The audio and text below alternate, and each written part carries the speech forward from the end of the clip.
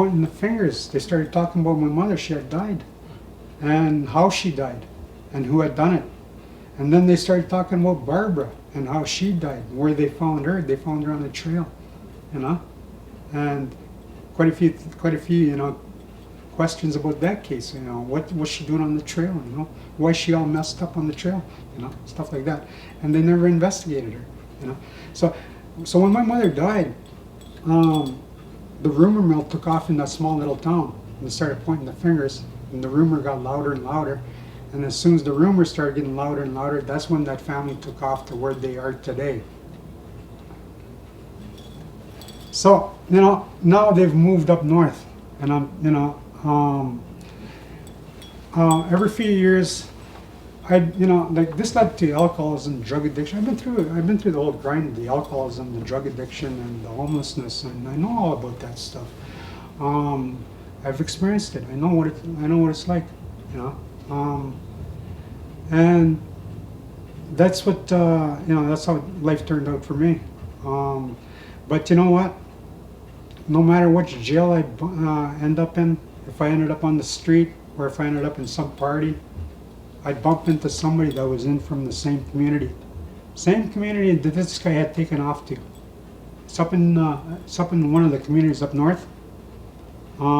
It's a fly-in reserve. But anyways, the family took off up there.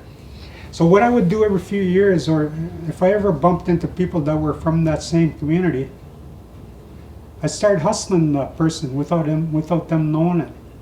Sometimes it'd be a lady, sometimes it'd be some guy coming from the same reserve, coming from the same First Nations community.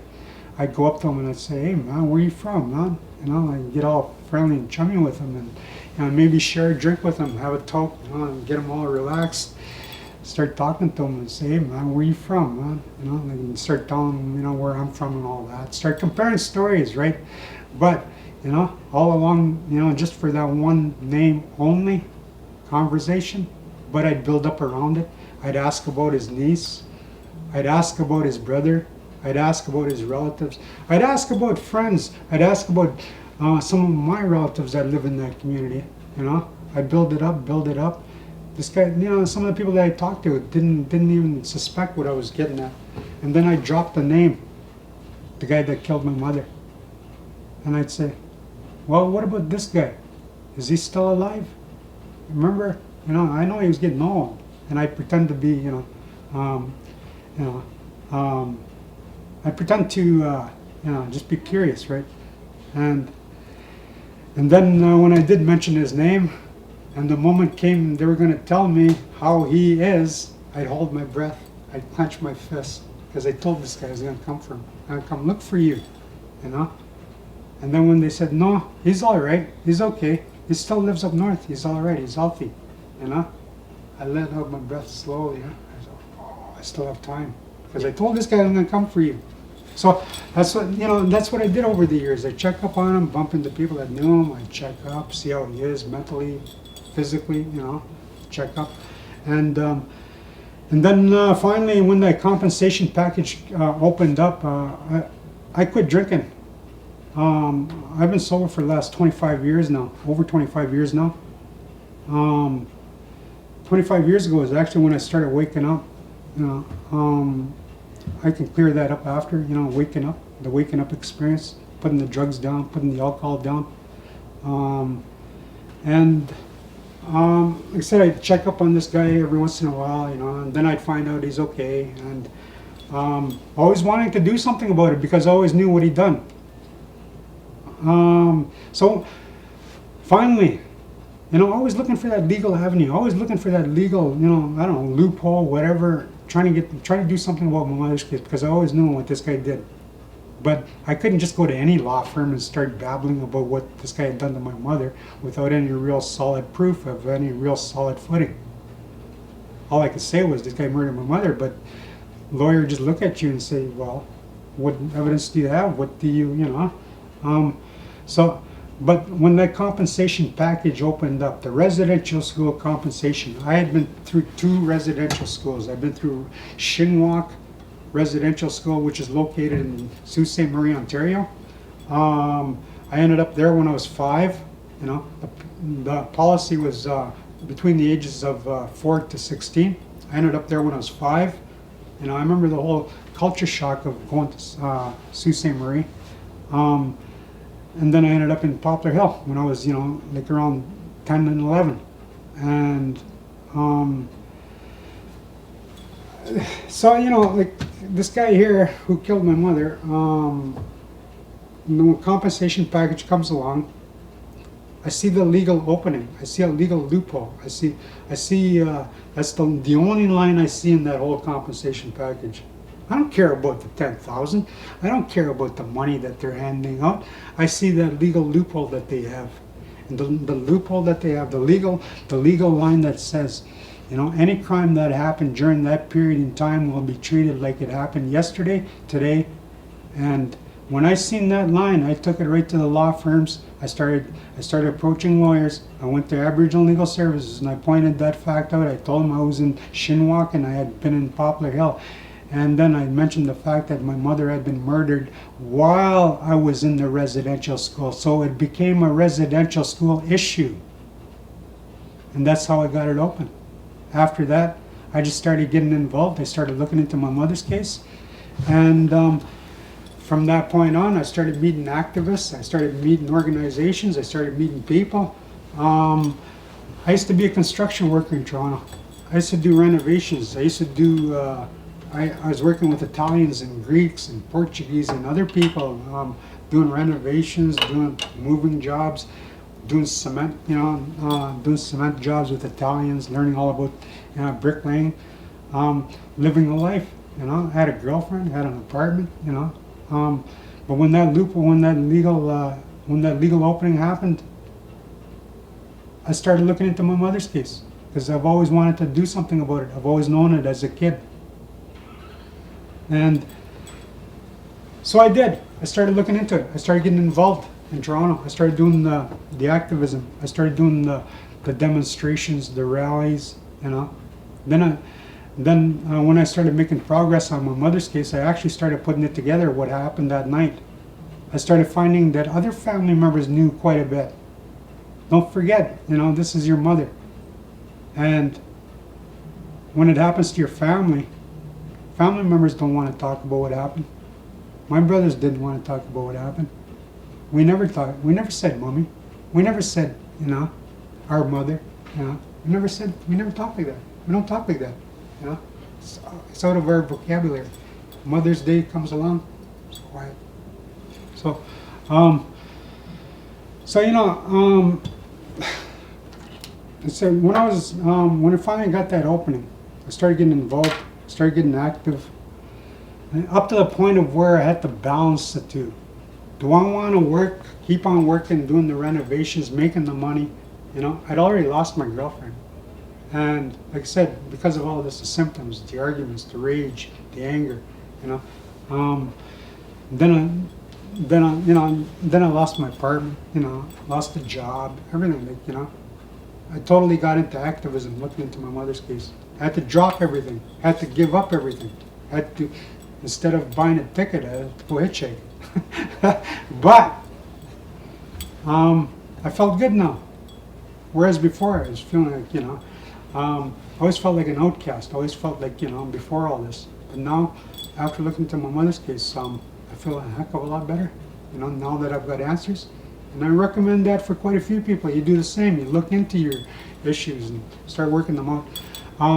So anyways, yeah, I got it open, talking to lawyers, coroners, detectives, got it looked into, you know, coroner's meeting. We had a coroner's family meeting. Nothing was ever done. He wasn't ever charged, you know. But last couple days ago, about a week ago, somebody called me in Toronto and said that the guy that I was looking for, the one who had killed my mother, was in Sioux Lookout at the hospital. That he was on his last mile, and you know. For 39 years, 40 years, I've been waiting for this one moment to get in front of this guy. So now I hear he's in the hospital and he's on his last mile. And I'm freaking out now because, oh man, am I going to get there in time? Am I going to be able to confront him? Am I able going to be to be able to talk to him? So I pack everything up in Toronto, and this is like within the last week, 2 weeks now. I've been doing this. I come in, I hitchhike in from Toronto. I get stuck on the highway. It took me about 5-6 days to get here, but because of bad weather and other. But anyways, I finally make it to Sioux Lookout, the zone hospital, or at the hospital where this guy is. And yeah, that's a real experience in itself, just approaching him, the whole idea of, Now, you've made a journey for 40 years. You're now standing outside the hospital in Sioux Lookout and about to go in and confront and seek out this man. What was in your mind at that moment, standing outside that hospital? A lot was going through my mind at that very moment. Don't forget, I've been through the whole gauntlet of life, like going through the foster homes, the group homes, the training schools, the homelessness, the alcoholism, the drug addiction, all the symptoms. It all started when he killed your mom. It all started when he killed my mother when I was 11 years old, man. And and that's what's going through my mind when I'm walking towards the room. I'm thinking about, and like I said, it's not just me. I got brothers, I got relatives, I got uncles, I got aunts. This guy did a lot of damage to us, and I'm walking towards the room, and I used to build up scenarios in my mind. I used to dream about this. I used to think about this. I used to plan about this. What am I going to do when I get in front of this guy? I don't forget, James, I grew up in the system. I know what the streets are like. There are no rules on the street, no rules in the alleys. When you're in the jail, you ain't got time to think about, survival, right? So, and I developed that attitude. I know what that attitude is. I know what it's like to be, like cold and mean, and I know how to do that stuff. I know how to be cold. But like I said, I'm walking towards the room, and I'm going through all the emotions I've had for the past 40 years. What this guy did. I've cried. I've gotten mad. I've gone into rages. Gotten, argumentative, push, don't touch, all of that. I'm going through the emotions. I'm thinking about my brother. I'm thinking about my brothers. I'm thinking about my family heading towards this room. I'm thinking about the foster homes, the group homes, the training schools, everything that we have been through as a family. Not just myself. Like I said, I come from a large family. And other people that have been through this experience. My family has been through this, So I'm thinking about this when I'm heading towards the room. And then I actually start getting a little bit scared because I don't know how I'm going to react. I don't know what's going to happen in this room. Am I going to be able to, I have to question myself, am I going to be able to walk out of that room? Like I said, I'm the man now. He's the boy. He has no more power. He's old. I can do him. I can get him. I can get next to him. I did it. The more, But, I walk into the room, and 40 years of pain, 40 years of planning, 40 years of rage, 40 years of anger. I walk into that room. I see him for the first time, and I'm looking at him. I'm thinking, man, he looks the same he did last time I seen him. And he's just laying there. And I'm looking at him, and I'm thinking, and everything just disappears. Everything just goes quiet. That's all I can say is everything just went quiet. I could hear a pin drop. I don't know, maybe there was a lot of noise, I don't know. But for me, everything went quiet in that room. All I could see is him. He's in front of me. It took me 40 years to get to this point. He's right in front of me now. I'm looking at him. I'm thinking, you know what you did to us? You know what you put us through? I said, not just myself, my family. The mother is the foundation of the family. It's a sad fact, to say, your father can die. That's okay. It's not okay, but it's all right. But if your mother dies, You know, this is where you come from. Yeah. Once you remove that, you're, you know, Takes your base away. that's your base. And that's what this guy did. He took our base away. And like I said, it's like somebody threw a bomb into the family and we all ended up, you know, we all ended up in institutions. Right from the psychiatric wards. One of my uncles ended up in the psychiatric ward 33 years. You know, I have now all of our family. We can talk about foster homes, group homes, training schools, detention centers, holes, everything. Man, we can talk about all that because of one single act this guy did. So now you're standing in front of him. There's 40 years of effort, 40 years of anger, 40 years of rage. What happened? Oh, what happened? Huh. I don't know. That's a good question. Yeah, what did happen? There's a lot of people would probably have thought, where's a baseball bat? And exercised the rage. James, I could have had things there that would, you know, this guy, he didn't have a chance.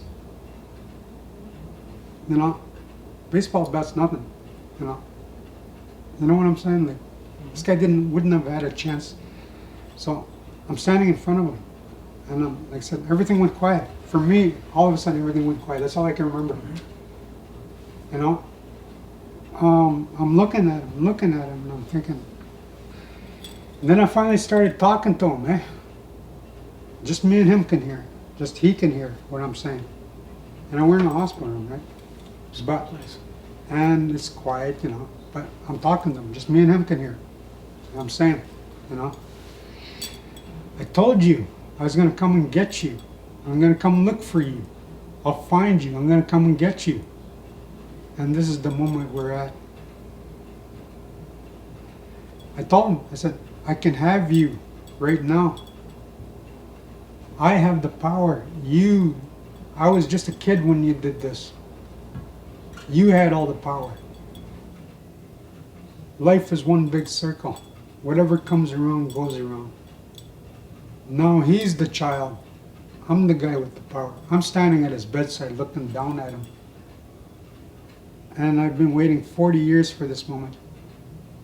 And I'm thinking, looking at him, I said, everything's quiet. And I'm thinking, I'm talking to him. And everything just dropped out. I said, then I started remembering the elders, what they've been telling me in these past few years. Women have cried in front of me, begging me not to do anything to this guy who killed my mother. I remember this one lady, this one white lady, after I'd done a talk, coming up to me and begging me not to do anything. Crying right in front of me, begging me, pleading with me not to do nothing. So, you know, this is stuff that I had to remember when I'm standing in front of this guy. Like I said, I ain't afraid of doing time. I ain't afraid of being locked up. I can do time standing in the corner. This is what life has trained me for, you know? And I'm looking at him, you know, and I'm remembering my brother who was there that evening and all the stuff that he's gone through, even to this day. My brother's still the same, you know, like, we're going through our problems, huh? And family, uncles, you know, we're not in a very good situation, huh? All because of what? This one act that this guy did, and now I have him in front of me. I told him, I can take you out now. I can do what I want with you.